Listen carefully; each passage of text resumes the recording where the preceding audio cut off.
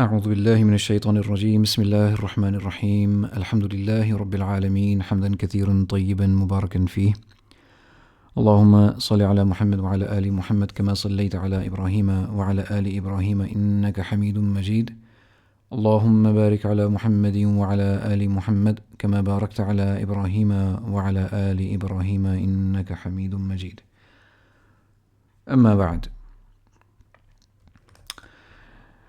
Okay, Alhamdulillah.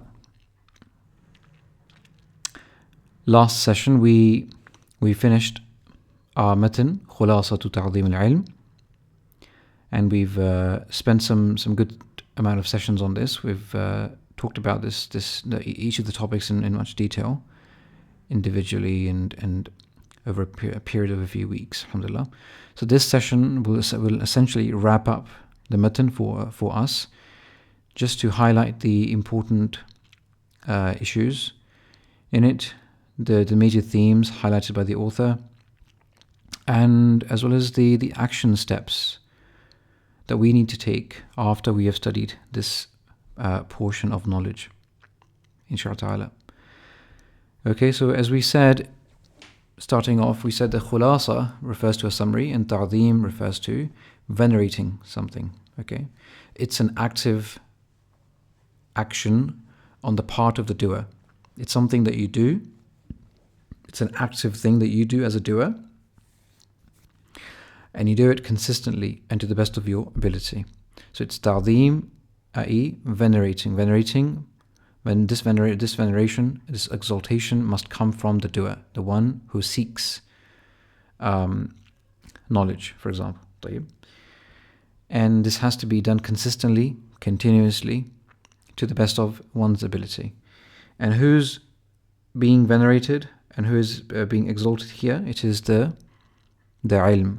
And we're not speaking about any ilm. We clarified this many a times throughout the book, that when we say al-ilm over here, it refers to the ilm of the sharia. طيب.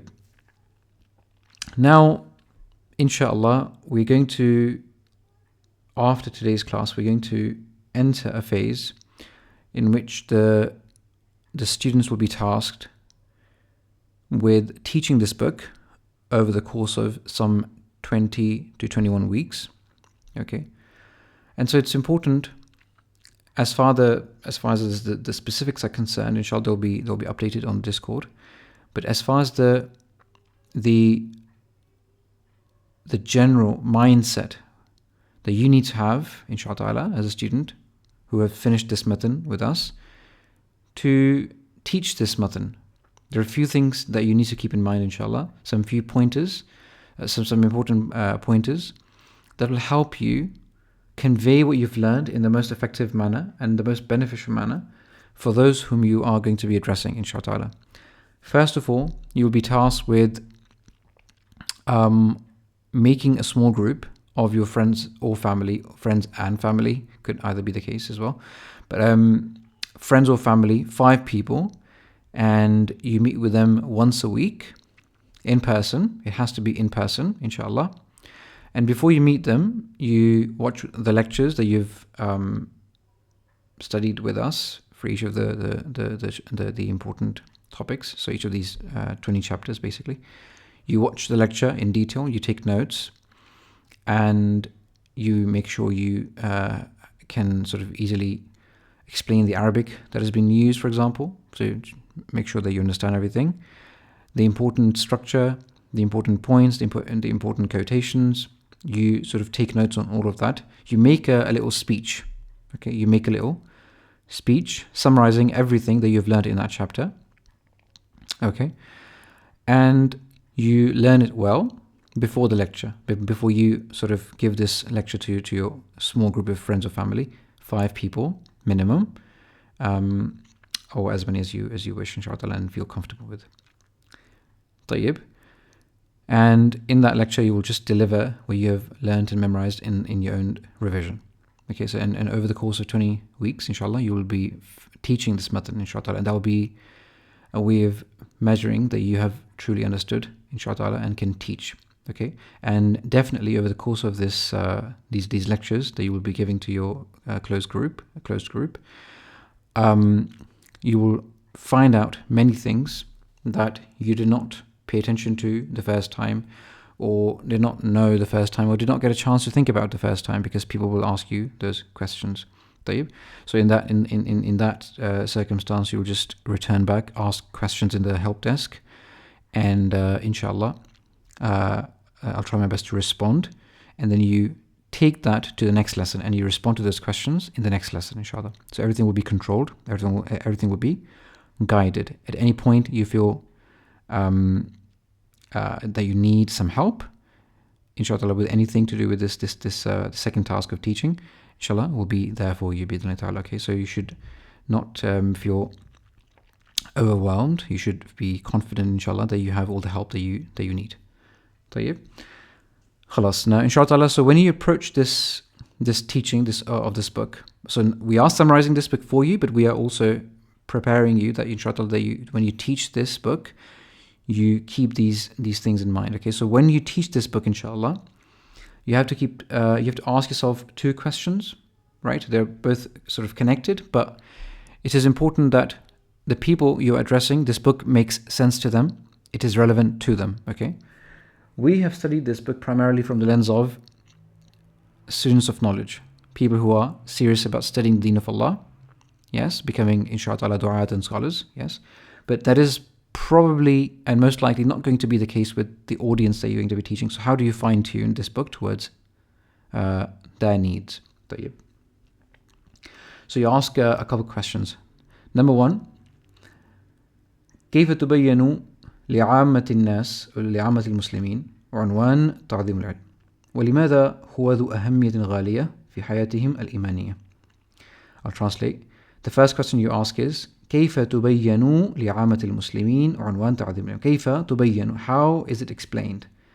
What is explained? This topic of تعظيم العلم to the general Muslimin, the general Muslims, okay, the common Muslim. How do you explain this topic of تعظيم العلم to them? In what way should you phrase your wordings? How should you communicate with them so that this topic of تعظيم العلم becomes relevant to them? Okay, and why is this topic of تعظيم العلم important, or rather holds a huge importance? Why does it hold a huge importance for the lives, for the spiritual lives, for the iman of the Muslims, general Muslims? Okay, you have studied this book from the lens of طلاب العلم, but this topic, this book, is just as relevant for general Muslims, right? So you ask the question, how is this relevant to them? How can I best explain this topic of تعظيم العلم to them? And why does this topic hold an immense importance in their spiritual iman, their spiritual lives, or their lives which are connected to the iman? That's the first question that you have to keep in mind. When you keep this question in mind, inshallah, you'll be best able to deliver this topic. You'll be able to make it most relevant to your group, inshallah. The second question is, what is the connection? ما تعلق وما علاقة هذا العنوان? What is the connection or relevance of this topic to إلى عنوان خلق العباد ومقصد خلقهم? What is the relevance of this topic, تعظيم العلم, to the topic of the creation of humanity, the slaves of Allah Azza wa Jal, and the reason, the purpose of that creation? Okay, how is this topic of تعظيم العلم relevant to the general purpose of life, the meaning of life? How is it connected? Okay, inshallah. So on that end, you should be able to, as a first instance, and then concurrently, repeatedly, keeping these two things in mind, you should be able to redirect everything that you explain to them in this book. You sort of explain everything in this book in light of these two questions. Okay, why is this topic of تعظيم العلم really important in their lives, for their spiritual lives, for their iman? And secondly, what is the connection of this topic to the purpose of their creation by Allah Azza wa Jal? Okay, inshallah. So far so clear, everyone? Everyone with me so far inshallah? كل شيء تمام؟ كل شيء واضح؟ جميل. طيب. So now when you try to explain them, how should you explain to them? How should you answer these two questions for them? Right off the bat, starting teaching them in your first session with them, inshallah. Well, the first thing you would do is you would replace the word ilm in this phrase ta'zeem al-ilm. Of course, you would explain to them what ta'zeem means, yes, to venerate something, to hold something above and beyond yourself, so that you look up to them and you submit to them, and so on and so forth. Okay, those are all the meanings, yes. But al-ilm,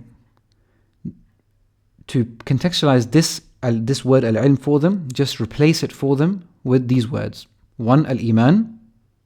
Second, al-wahi. Third, al-risala. Fourth, al-tawheed. And fifthly, and most importantly, Allah Azza wa Jal. So essentially, this is the khulasa of how to venerate iman, how to venerate the revelation, how to venerate prophethood, how to venerate tawheed, and how to exalt Allah Azza wa Jal in its truest and the purest sense. Is that clear for everyone, inshallah ta'ala? So if you just replace the word al-ilm with iman, al-wahi, al-risala, al-tawheed, and Allah, it will immediately click for a normal layman, a normal Muslim, why this topic is important for them. Okay? Because the moment you've done that, the question of the purpose of life becomes clear. Why did Allah create you? To worship Him. Yes? So if the purpose of your creation is to worship Him, and it's His worship that you need to do, you must learn how to do that properly. Yes? That is what ta'zeem is. Yes? When you worship Allah, you are doing ta'zeem of Him. When you act on the ilm that He has sent you, you're doing ta'zeem of that knowledge. Okay? That knowledge is at-tawheed, that is ar-risala, the knowledge of prophethood. It is the knowledge of revelation. And essentially, the crux of it is, you're doing ta'zeem of your faith, your iman in Allah Azza wa Jal. All of me, inshallah. Okay, so why is this topic of huge importance in the lives of Muslims, in the spiritual lives of the Muslims? Is because this topic is directly relevant to the purpose of their creation. I hope everyone is taking note, inshallah. Okay, very important that you keep these points in mind and you explain them in this step-by-step manner. And obviously, inshallah, you can even you can think of making this even you can phrase this even better for your specific audience. Of course, my words will not always be the most appropriate for your specific group, but inshallah, you can see where the discussion is going, inshallah. Okay, so the moment you've replaced the word al-ilm with these words, it would automatically makes sense to a normal Muslim why this topic is important. It is directly relevant to the purpose of their creation, which is to worship Allah. And the way you worship Allah is that you obey Him, you venerate Him, and you exalt Him by worshipping Him, by believing in the prophethood of the Prophet Muhammad ﷺ and all the prophets before him, and then believing in Him, singling Him out in all of His different various characteristics of His rububiyyah, uluhiyyah, and asma wa sifat, طيب, and venerating His revelation, طيب, which is the knowledge through which He has communicated with us, طيب, and the fruit of it, which is al-iman. So you venerate all of these things when you venerate this. So essentially, once you've explained that, you've come to the point where you can then explain to them, essentially, this book is going to teach you how to be a productive Muslim. This is the life of a productive Muslim, right? This is how you live the life of a Muslim who is serious about fulfilling the purpose of their creation. Bi-idhnillahi ta'ala. طيب, inshallah, is everyone following the chain of thought here? Is everything clear so far in the way we've structured this, inshallah? If you start your teaching, if you start your discussion with your group in this way, inshallah, the book will become very much relevant for them, inshallah. Okay? طيب. Now, the rough structure of the book must be clarified to the group, inshallah. Okay? The book is essentially divided into two parts. First is the introduction, where the Shaykh gives you the importance of venerating knowledge. أهمية تعظيم العلم. And the second is the explanation of the 20 essentially principles of knowledge. Okay, معاقد العلم العشرون. طيب inshallah. In the first topic, which is the introduction, where he gives you the importance of تعظيم العلم. Essentially, you have to make sure that you keep bringing in this idea of تعظيم الإيمان, تعظيم الوحي, تعظيم الرسالة, تعظيم التوحيد, تعظيم الله عز وجل, تعظيم الله عز وجل, and so on and so forth. Okay, very important. And then when the Shaykh says, for example, there are roughly 2 important quotes in this first chapter, which essentially summarize his main gist of the ahammi that he's describing. Okay. So let's start with what falls at the end. Okay, he says that وَمَنْ لَا يُكْرِمُ الْعِلْمَ لَا يُكْرِمُهُ الْعِلْمِ. Whoever does not honor knowledge, this ilm will not honor him. طيب. Now let's replace al-ilm with al-iman. وَمَنْ لَا يُكْرِمُ الْإِيمَانِ لَا يُكْرِمُهُ الْإِيمَانِ. Whoever does not honor iman, the value of iman will not value them. They will not honor them. Sorry. Okay. Then replace it with risala. ومن لا يكرم الرسالة لا يكرمه الرسالة. Whoever does not honor the prophethood of Muhammad sallallahu alaihi wasallam, the prophethood of Muhammad sallallahu alaihi wasallam will not honor him. طيب. Whoever does not honor tawheed, the tawheed will not honor him. Okay, these are very severe statements. So this idea, this severity is not, and this intensity is not understood by just the word al-ilm. Okay, so because normally the word al-ilm is understood to mean something academic, something to do with the mental fortitude of a person, the mental capability, right?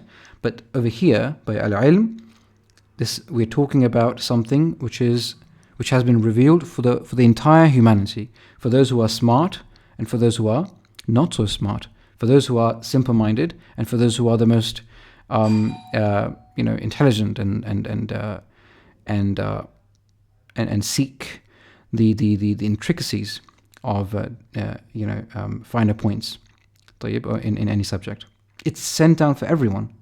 So when you translate al-ilm in that manner, the severity of this topic becomes very, very clear, that whoever does not honor Allah, Allah will not honor him. Whoever does not honor the tawheed of Allah, that the tawheed of Allah Azza wa Jal does not honor him. Whoever does not honor the Prophet does not honor him. Whoever does not honor the wahi doesn't honor him. طيب, inshallah. And so the person is given a choice.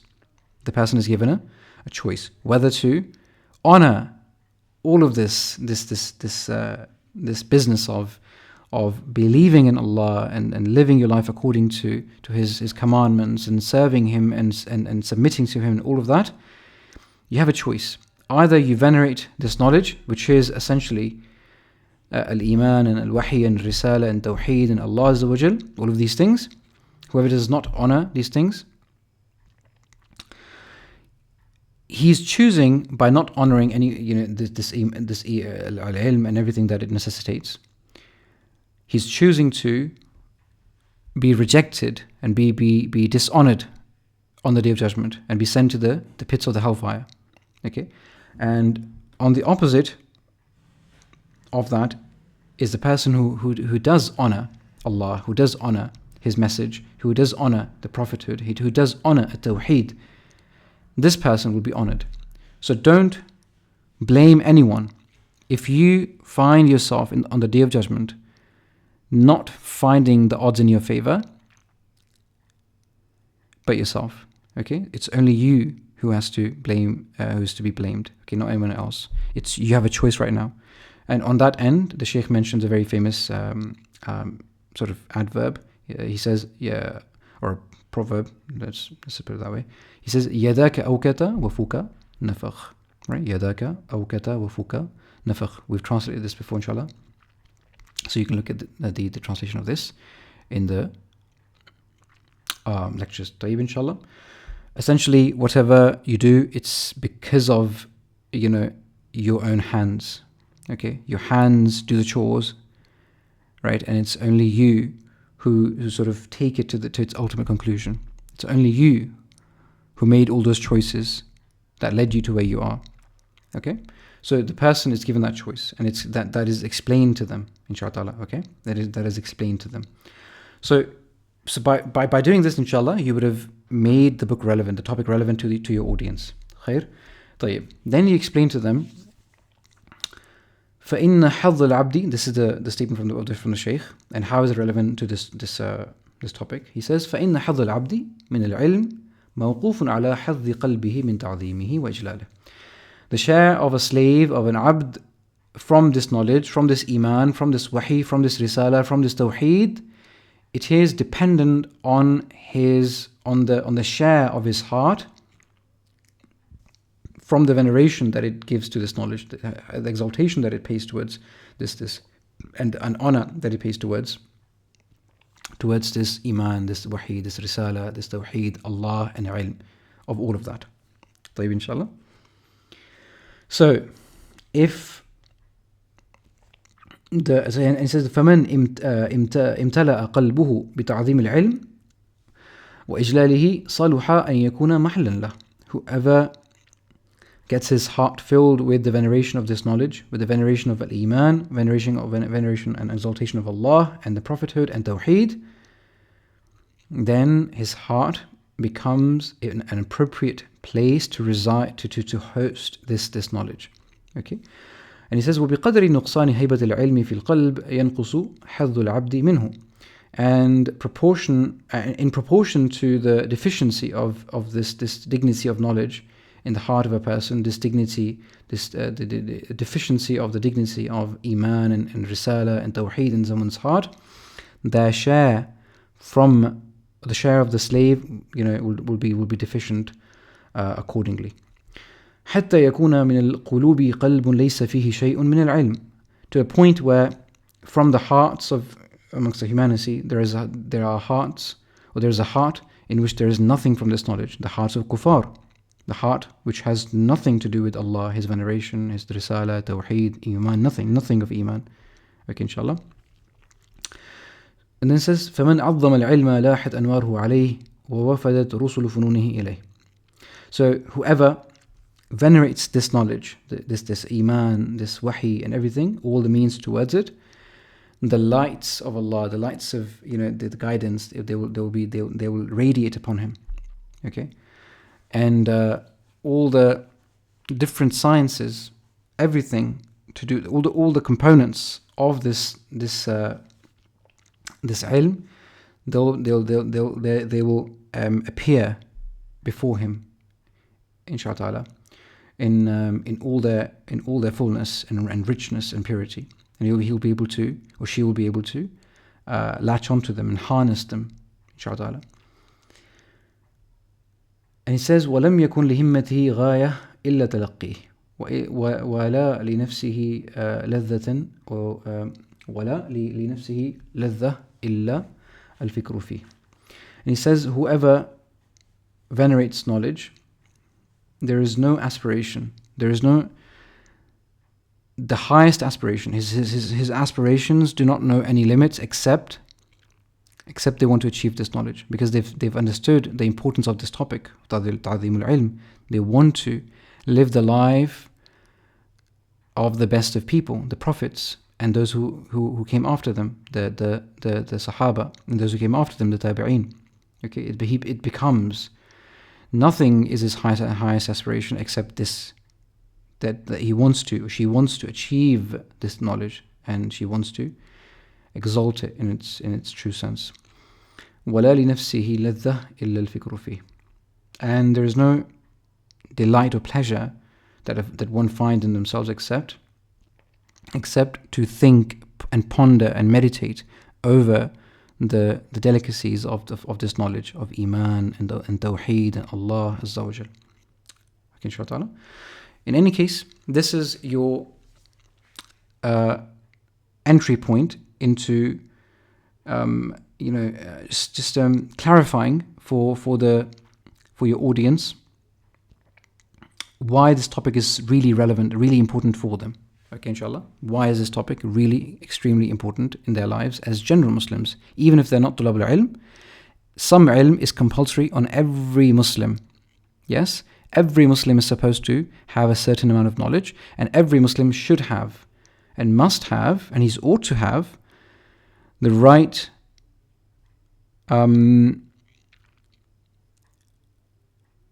toolkit, right? They need to have the right toolkit. Everyone needs to have these 5 components, essentially, that the Shaykh has divided his 20 points into roughly. Every Muslim must be aware of these things, okay? The first thing, these 20 principles that the Shaykh describes, essentially they can be divided or sort of subcategorized, or more broadly categorized rather, into 5 main key themes, okay? 5 main key themes. The first thing is the mental prep, the mental preparation on this path of Iman, and on this path of Tawheed, on this path of serving Allah, on this path of Ubudiyyah, okay, this path of ilm. The second is the roadmap. How do you achieve this true veneration of Iman and Allah Azza wa Jalla, and so on and so forth, the roadmap. So the first thing was the mental preparation on this path. The second is the actual roadmap that you take. The third one is the etiquette that you must adopt while you traverse this road of towards Allah Azza wa Jalla and Iman. The fourth thing is are the duties that you owe towards this path. And fifthly, the last of the key themes is the things to avoid, essentially, the things that you must avoid. And inshallah, when you have sort of amalgamated, sort of combined amongst these 5 themes, eventually, bi'idhnillah ta'ala, you will have created a life which ought to be a life of a productive Muslim. And these same principles will be translated into their finer points, as the Shaykh himself has described in the book, for someone who wants to carry on this knowledge further than just the basics. Okay? And no Muslim is allowed to just rely on the basics. They have to continue studying Islam in whatever capacity they can for the rest of their lives. Okay? So for some people, it will mean perhaps they only get to learn tajweed of the Quran and never memorize the Quran. For some others who have more time and ability, perhaps they will learn tajweed and they will memorize some portions of the Quran. Others yet still would be able to memorize the whole Quran. Others will be able to learn enough Arabic to understand the Quran for themselves. Others will be able to, inshallah, explore more of the Sunnah, right? Others will be able to memorize the Sunnah. Then there will be those who will keep going and they will learn the fiqh from the Quran and Sunnah, the Aqidah and so on and so forth, the finer points of it, right? After the compulsory knowledge, that is. And then others will be, they will continue and inshallah reach the levels of scholarship in different sciences, and then from them you'll have ranks. Khalas? That's how inshallah the path is. Okay? So you must explain all of this to your audience, inshallah, just so that the book becomes relevant for them. And you can see how, inshallah, just from this introduction that I've given you, the book is very relevant, not just to yourselves as tulab al-ilm, but as well as the normal Muslims, inshallah. Okay? Bidnai ta'ala. طيب, so the first, تطهير وعاء العلم، إخلاص النية في العلم، جمع همة النفس على العلم، صرف الهمة في العلم إلى علم القرآن والسنة. These first 4 points essentially are the mental preparation aspects of this journey. Okay, we said that تطهير وعاء العلم is the principle that focuses on cleansing your heart of the shahawat and the shubuhat, the filth of the desires and the filth of doubts. The second was the ikhlasun niyati fil ilm, the sincerity, being true and sincere towards Allah, having sincere intentions in this path of knowledge. And when we say knowledge, again, we replace the word with iman, the search of a greater iman, the sense of a greater understanding of the wahi, a greater servitude to Allah, and a greater veneration of Allah and ta'zeem of Allah Azza wa Jal. Okay, and Allah is azim, Allah is azim, Allah Azza wa Jal, He is great. And when we commit sins and when we are not sincere and when we do not cleanse our hearts of the doubts and the desires, then we are not venerating Allah. Allah deserves to be venerated. Allah deserves from us and all of His creation that He be venerated, that He be put on above everything. That we love Allah more than ourselves, more than our families, our lives, everything. طيب. So all of that is part of venerating Allah Azza wa Jal. طيب. جمع همة النفس على العلم. To prepare yourself to come to terms with your aspirations in life, and once you've understood that your purpose is to worship Allah, you redirect all of your aspirations, the highest aspirations, towards that purpose, towards that goal. Okay? So you eagerly pursue this path, firstly. Secondly, you seek Allah's assistance. And thirdly, you never give up. Right? You never give up. Okay? That's how you collect your energies and your highest aspirations towards this knowledge, upon the search for greater iman, the search for, or this struggle towards a greater servitude, greater ubudiyyah towards Allah. And then from the specifics of your highest aspirations in this ilm must be towards the ilm which benefits you in the akhirah, and that which is truly promising of the fruits of taqwa. Okay, the fruits of ubudiyyah that can only be achieved through the knowledge of the Quran and Sunnah. Okay, because that is what this ilm is. Your highest aspiration must not be towards the tools that serve you, but rather the actual ilm, which is the Quran and Sunnah. Everything else is just servant. It just serves the two ulum, the Quran and Sunnah, which is essentially the ilm al-wahi. Okay, the knowledge of the revelation. So all of your aspirations must be directed, as far as this practical study of knowledge is concerned, towards the study of the Quran and the Sunnah, and anything that serves the Quran and Sunnah. Okay, for anything that is not the Quran and Sunnah, and something that is not a tool towards a greater understanding of the Quran and Sunnah, is something which is useless, and you will not regret being ignorant of it on the Day of Judgment. Tamam? So all your energies, limited time in the world, and then limitations because of commitments and so on and so forth, all of that sort of brings you towards refining your priorities. Okay? And eventually you get to this point where you're truly hit by this realization that you don't really have a lot of time in this world, and you should only focus on that which is the most important for the purpose of your creation, that is to worship Allah. And you can only do that by learning what Allah wants of you, and that is only found in the Quran and Sunnah. And anything that helps you understand the Quran and Sunnah, inshaAllah, that is the crux of towards which your highest aspirations are directed. Okay, towards which all your energies should be directed. Bid'Allah ta'ala. Okay, so far so clear, inshaAllah. So this is the first aspect, the first broad category, which is the mental preparation. You're preparing yourself mentally for this journey, for this lifelong journey of growing as an abd of Allah, in your knowledge, in your iman, in your servitude of Allah Azza wa Jal, and so on and so forth. Okay. طيب. Now, what's the roadmap? سلوك الجادة الموصلة إلى العلم. You have to traverse you have to tread the shortest path, the most optimal path towards this fruit that you seek of ilm, of iman, of al-wahi, tawheed, of Allah Azza wa Jal. You have to seek the most optimal path, because if you don't do that, and you meander here and there, you're actually going against the principle of venerating Allah.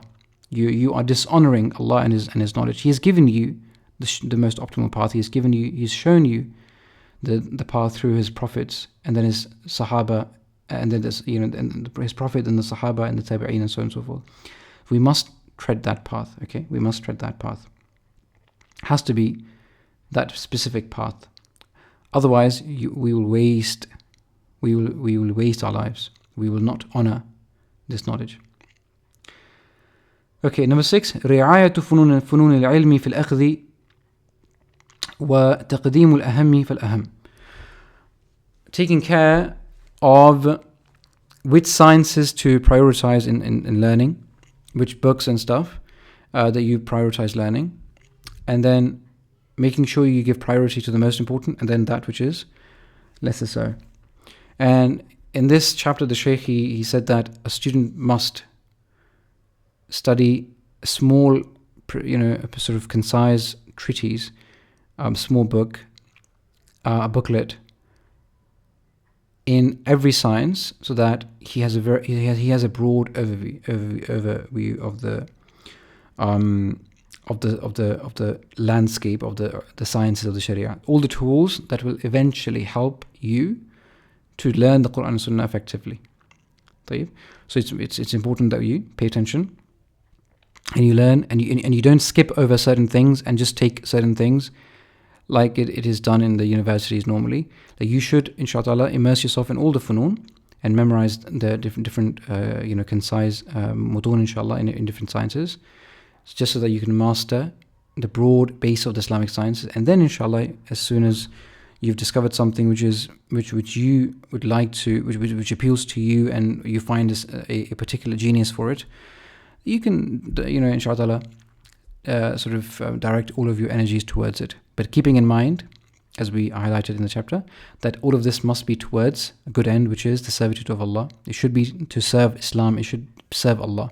Okay, it shouldn't just serve your intellectual pursuit. It shouldn't just serve your academic inclinations. Okay. طيب. So these two are essentially the roadmap. طيب. And in that, the Shaykh, he also highlighted the importance of two things. One is that you have to take knowledge from the books that have been written over the centuries, which have combined all the key points of information of any science, which are called the Jawami' al-Mutun, essentially. Mutun which are Jawami' al-Ilm or Jami' al-Ilm, basically, which are comprehensive in a particular science.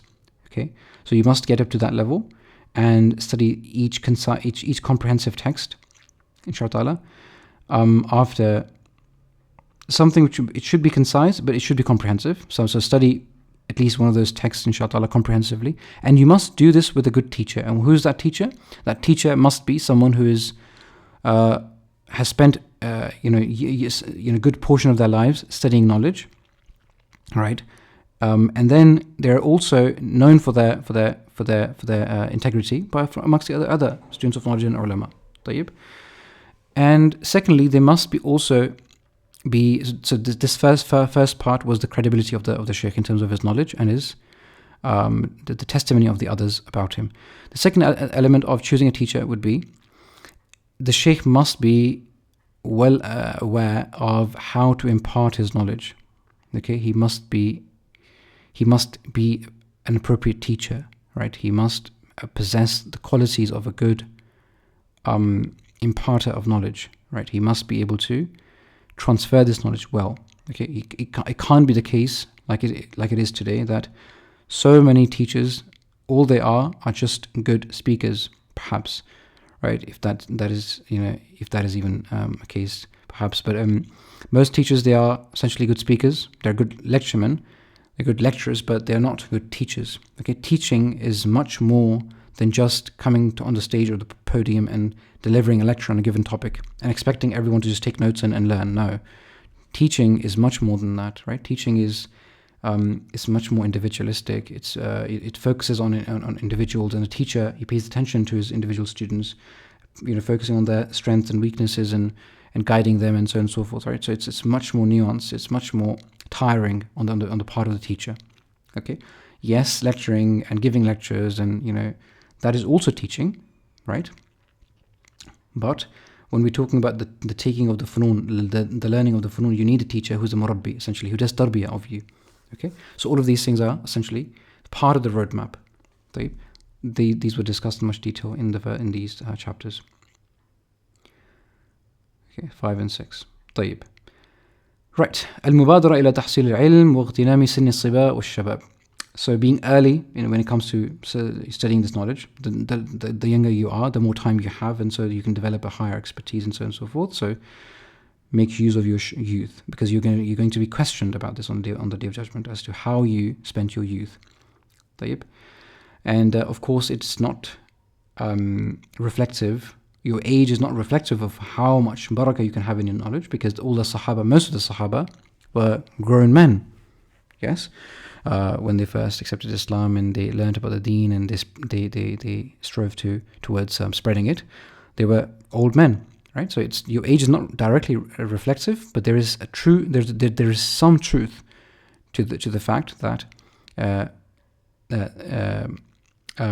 rather there is a lot of truth to the fact that that the youth is a time where, because Allah is going to question you, you should spend it in pursuits which are going to benefit you in the akhirah. And knowledge which is pursued in the youth, it's like carving on the stone, right? It's like carvings on the stone, right? It's very, very permanent, and it affects you for the rest of your life. So habits that you've picked up, the important principles that you've laid down in your life, the important rituals and routines that you've established, they propel you towards ever ever higher degrees of greatness in your studies, and ever greater understanding in the deen, and so on and so forth. طيب. Right. لزوم التأني في طلب العلم وترك العجلة. To adhere to being patient in the path of knowledge, and to leave off being hasty. Very important. Consistency and being steady and consistent always trumps being fast and being trying to learn so much all at once. Okay. Slow and steady always wins. Slow and steady always wins.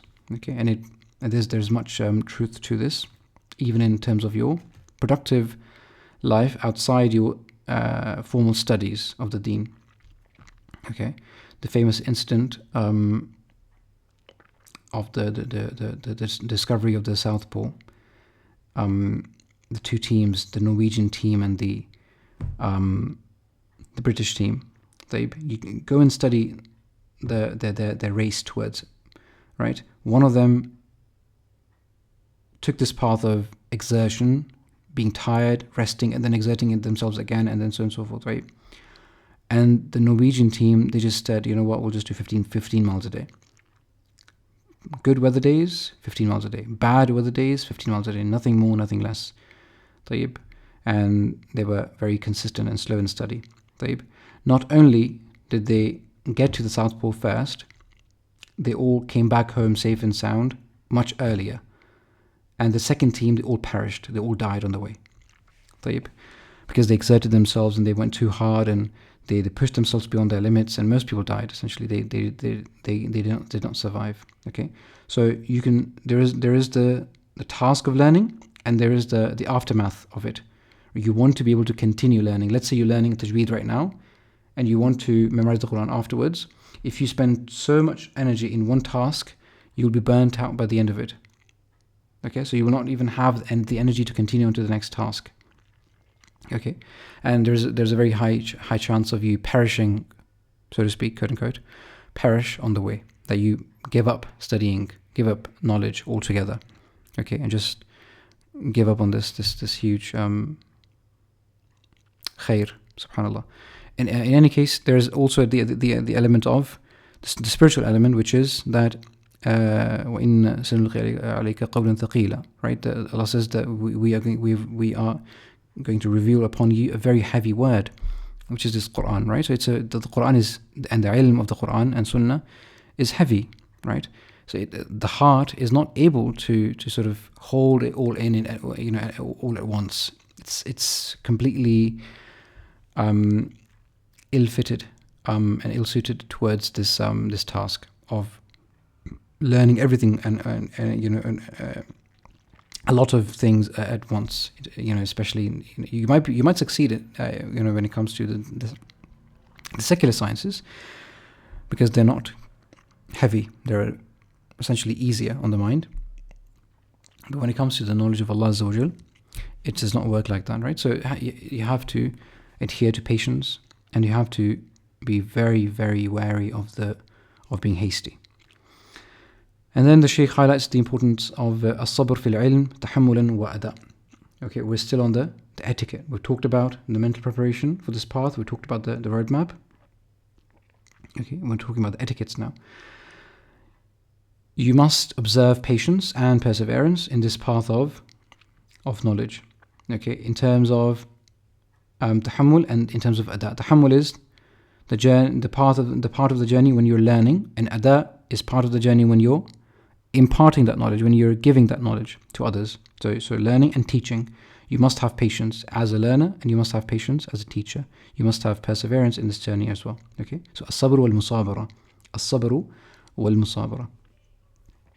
Then the Shaykh talks about mulazamatu adab al-ilm, being adherent of the necessary etiquettes of knowledge. Now this chapter is more specific about the gatherings of knowledge. Okay, how do you behave, essentially. The roadmap ended on number 6, essentially.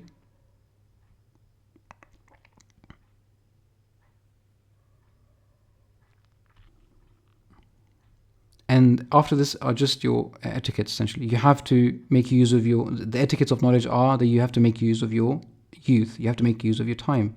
The second etiquette was that you must take it slow and steady. You must be patient with your knowledge. Okay, you must be steadily paced. You shouldn't be hurrying. You mustn't be hasty. Then you must be patient, and you must persevere in this path of knowledge, learning and then teaching afterwards. Then being, adhering fast to the specific rules involved around learning and venerating knowledge. Okay, specifically. طيب. Then protecting knowledge, amma yashinu, from everything, from anything that dishonors it, mimma yukhalifu al-muru'a wa yakhrimuha, from whatever it opposes the virtue of this knowledge and disgraces it, undermines it. Okay.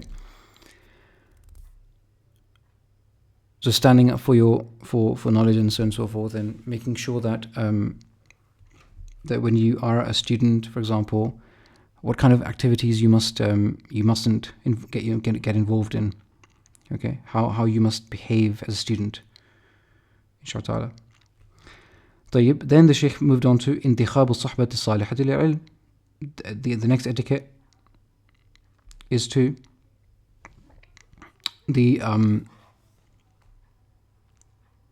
in fact, I think this is the end of. Yes, so these are your etiquettes essentially so far. After this are your duties. There's a very fine line between etiquettes and duties, but just bear with me, inshallah, you'll see the difference. So your duty, the first duty that you have is to have a righteous company. انتخاب الصحبة الصالحة للعلم. Okay, you have to choose a righteous company. The second duty that you have towards knowledge is to بذل الجهد في تحفظ العلم والمذاكرة به والسؤال عنه. That you exert yourself in memorizing knowledge, in revising it with your peers and stuff, and your colleagues and acquaintances, whatever your circle of knowledge is. والسؤال عنه, and you question about that knowledge that you've memorized and revised and learned, that you've tried, so that you can understand it better. Okay, that's your second duty. You have a duty to memorize and then revise and then to question so that you can gain deeper understanding. طيب. Number 14, إكرام أهل العلم وتوقيرهم. You have a duty to honor the people of knowledge and to venerate and to sort of and respect them. Okay, give them the due respect. You also have a duty of رد مشكله إلى أهل العلم, to return or to take the difficult issues of knowledge, difficult issues of the deen and iman and tawheed and aqidah and so on and so forth, towards the people of knowledge. Okay, the specifics, inshallah, and the details you can read in the chapters, and you can revisit the recordings, inshallah, and of course you will be doing that when you give your lectures, inshallah. I'm just summarizing, right? So this is your duty. So رد مشكله إلى أهل العلم, taking the difficult issues of knowledge, of iman, aqidah, everything to do with the sharia, to the people of knowledge, inshallah. Never to open your mouth and speak about issues which you have no knowledge of. Okay, so the first duty was to choose righteous company. Second, to exert yourself in memorizing, revising, and asking questions for deeper understanding of the knowledge. Third,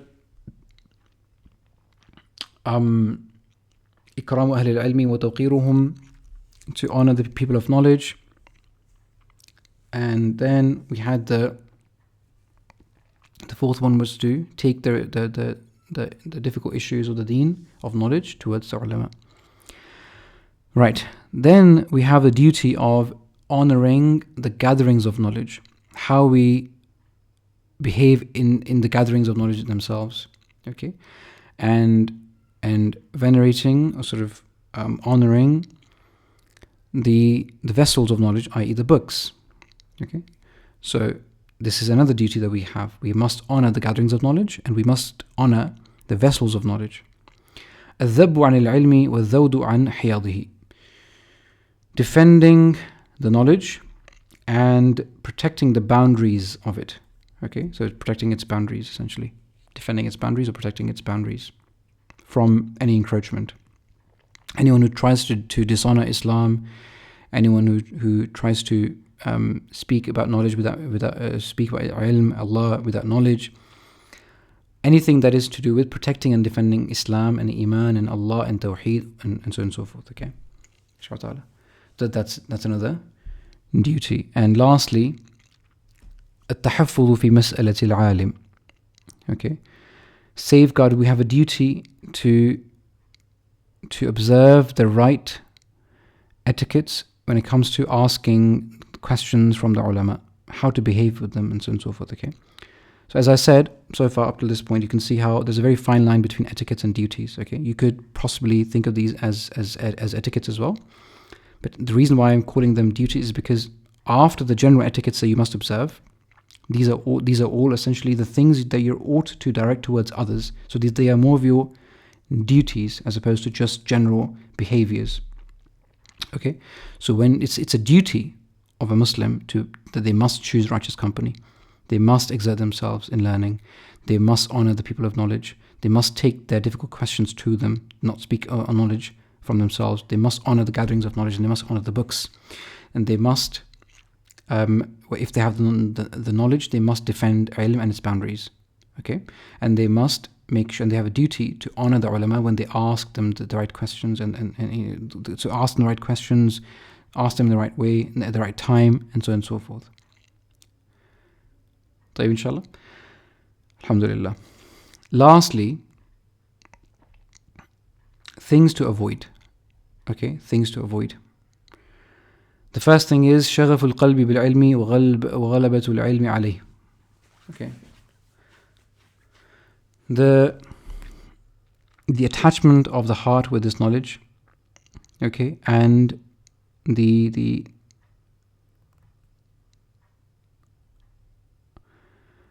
that this knowledge should overpower the heart. Okay, the ilm should overpower the heart. It should overtake the heart. The love of ilm should overtake the heart. Essentially, it should overwhelm the heart. So things to avoid is to attach your heart with anything other than the knowledge of Allah Azza wa Jalla and Iman, and trying to improve yourself as a Muslim, or giving space to anything else but the knowledge of Allah to sort of overpower your heart, to overwhelm your mental space. Okay, these are the things to avoid. Okay, and lastly, حفظ الوقت في العلم, to safeguard your time in this path of knowledge, in this path of greater servitude, ever increasing iman, ever increasing understanding of the wahy of Allah Azza wa Jal, and His tawheed and aqidah and sharia and so on and so forth. Okay, so the last two things, if you avoid them, inshallah, then your heart is attached with nothing but knowledge, and you safeguard your time. Wallahi, if these two things are achieved, if you can avoid these two things, come with these duties, observe the right etiquettes and mannerisms, follow the right roadmap, with the right mental preparation that you started off with, that you always keep your heart sincere, you always make sure that you keep cleansing it of the filth of shahawat and shubuhat. You always keep your aspirations high, your energies, ever ready to be exerted to the path of Allah Azza wa Jal, to increase your iman and better yourself as a Muslim. inshallah.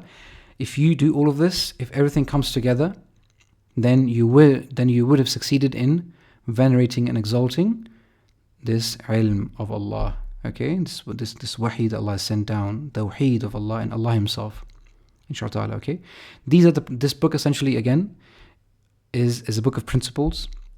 These comprehensive, overarching principles, okay, that are there to give you essentially a sort of to hold you by the hand and sort of walk you through, inshallah, through the details of a Muslim life, of an Islamic life, inshallah. So it's just to hold your hand as you sort of journey through the nusus, okay, of the Quran and Sunnah, as you learn more, as you try to implement them, and so on and so forth, inshallah. So if you observe these principles, inshallah, bi'idhnillahi ta'ala, you will succeed.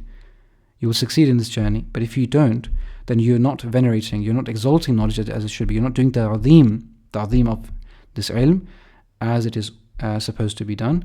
And as a result of it, you will be deprived of the iman that you need as a Muslim, or you'll be deprived of the knowledge, the understanding of the deen, and perhaps you will be deprived of your iman to begin with. Perhaps Allah will take away the nur of iman from you, of believing, of tawheed from you.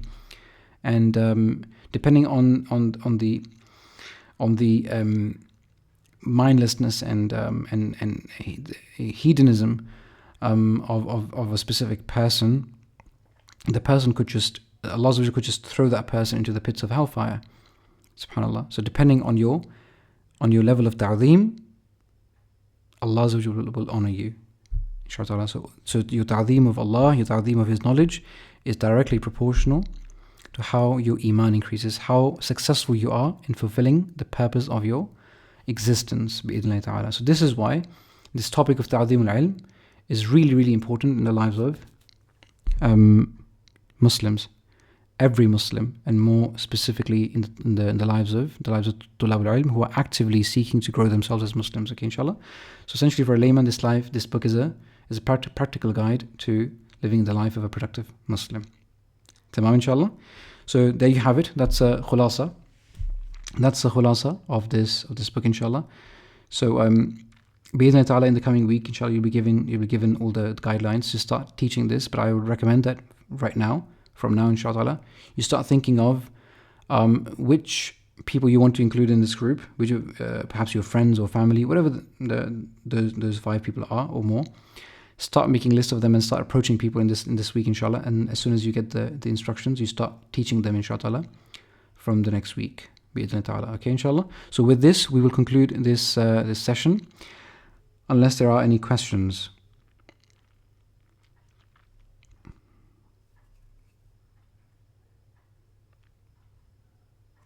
Any questions, everyone?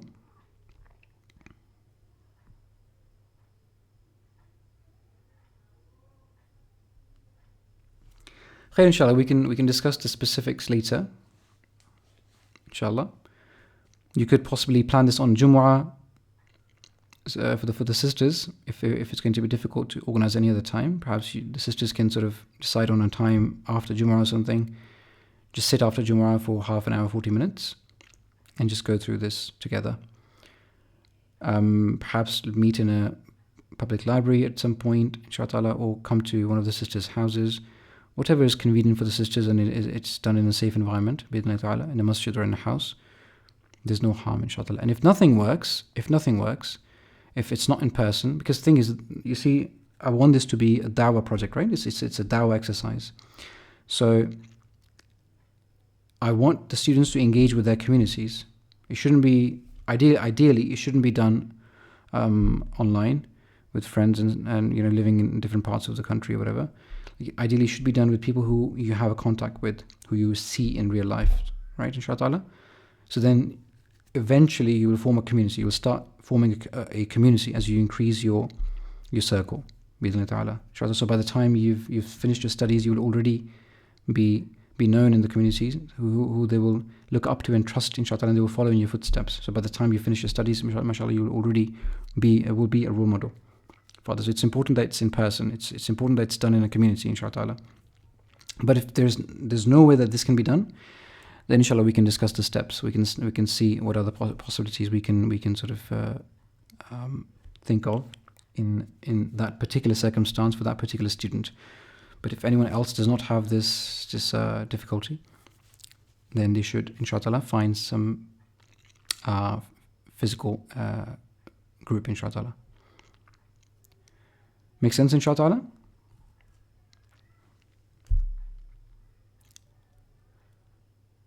Barakallahu feekum. سبحانك اللهم وبحمدك أشهد أن لا إله إلا أنت أستغفرك وأتوب إليك اللهم تقبل منا إنك أنت السميع العليم وتب علينا إنك أنت التواب الرحيم وصلى الله على النبي وعلى آله وصحبه أجمعين برحمتك يا أرحم الراحمين. Alhamdulillah, with this we have finished our book. We have finished our this text, and we finished the Khulasah as well. Inshallah, from next week you're ready to engage with this text with others, inshallah. Assalamu alaikum wa rahmatullahi wa barakatuh.